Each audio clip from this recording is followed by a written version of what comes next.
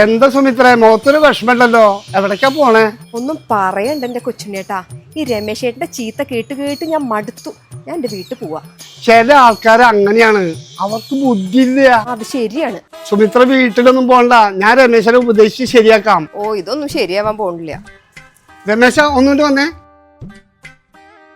രമേശ പറയണേലും ഒന്നും തോന്നരുത്, എന്റെ എടുത്തിച്ചാട്ടം ഒന്ന് കുറയ്ക്കണം.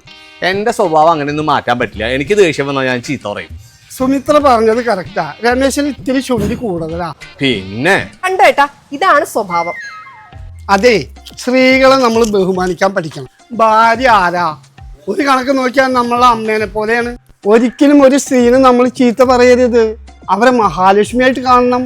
ഞാൻ അങ്ങനെയാണ് സുമിത്രേ, എനിക്ക് ഭയങ്കര ക്ഷമ, ഞാൻ ആരോടും വഴക്കു കൂടാറില്ല. കണ്ടോ, കൊച്ചുണ്ണേട്ടനെ കണ്ട് പഠിക്കണം. ഒരു മിനിറ്റ് സുമിത്രേ,